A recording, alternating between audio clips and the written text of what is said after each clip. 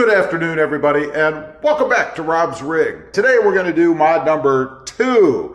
And for me, for a couple of reasons, it's going to be the phone holder. Now, I use this obviously to hold the phone, but I also film in things when I'm driving around, so it's a must for me. Now, I prefer the magnetic style.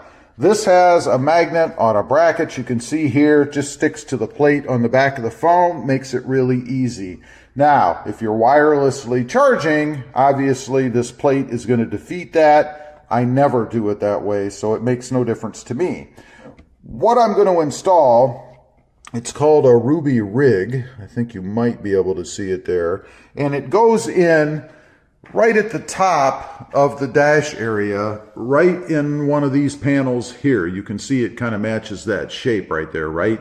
All you do is pull out that mat, and then there are 4 screw holes below. So let's grab this thing. I'll show you how to put it in and how it works with the phone.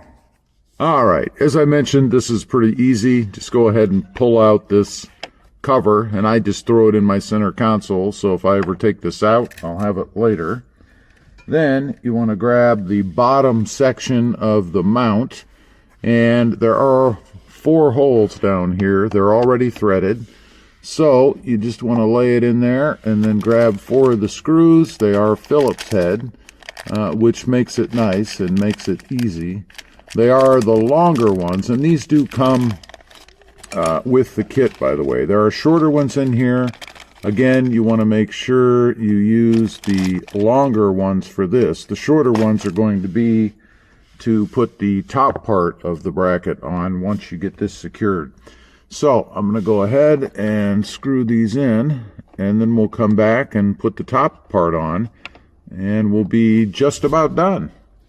All right, now that we have the bottom bracket in, I'm going to go ahead and put the top one on. Again, we have these teeny tiny little screws. Make sure you don't lose these. I'm going to go ahead and set one in the bracket before we get rolling, just to make it easier, maybe, hopefully, to get it screwed in here. Kind of tight quarters in here for this, but that's okay. I guess it has to be.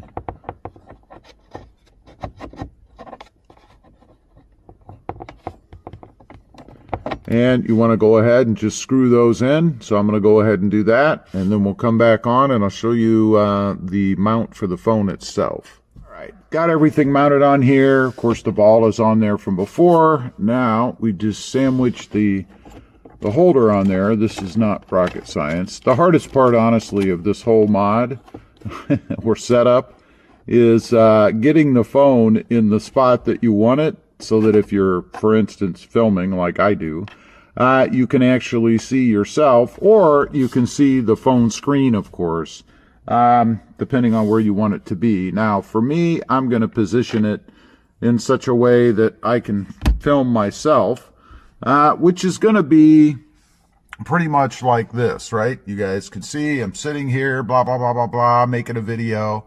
I hope they don't sound like that. But anyway, I also have the phone here where I can see it if I'm driving down the road or whatever. Now, as far as obstructing the view, obviously with the phone sitting there, you're going to have a little bit of obstruction because of the phone. Now, if I go ahead and remove it, let's take it off of there. I'm trying to keep this bracket where I want. I'm going to go ahead and tighten it down, because I think this is where I want it to be, but let's go ahead and slide the phone off. This is what you're left with when you don't have the phone up there. So if somebody else is driving, or maybe you just don't want the phone there or whatever, this is the obstruction that you get, and it's about, I don't know, what, about 1 3/4 inches by 2 inches, something like that. So it's not real obtrusive, I guess, when you're driving down the road. Now, as far as what it looks like from the outside, let's go ahead and take a look at that, because I know some folks are concerned with aesthetics, right? You can see there, except for that shiny light up there. Let's try to get the glares out of the way. That's what it's going to look like on the front of the truck. It's not bad, and because it's black, of course, it blends right in, I think, to the surrounding trim work and stuff. And again, I know I've got some glare in there. But anyway, I think it looks pretty good. Just ran into the fan. It looks pretty good on the front of the truck, I think, or from the front of the truck.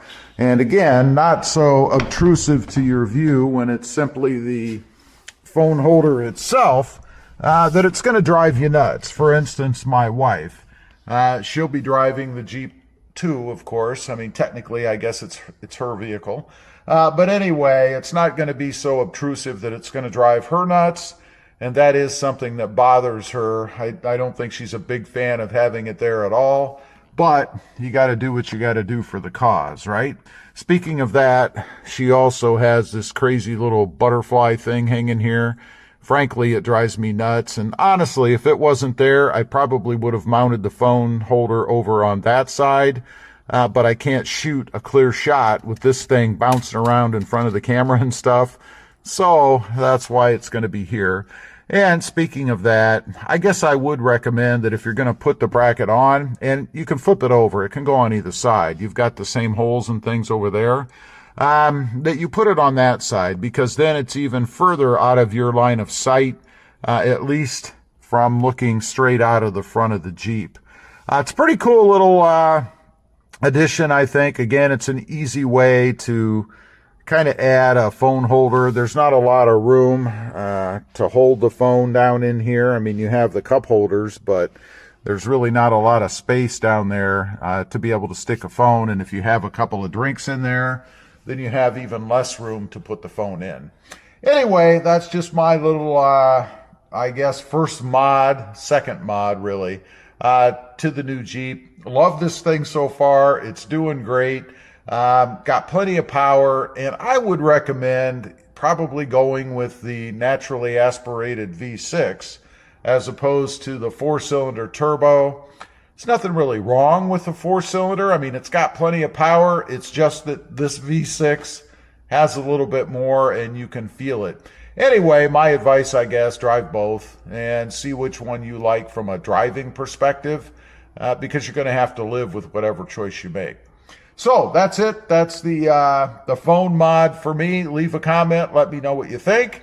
And if you haven't before, please go ahead and click that subscribe button. Thanks for watching. Bye.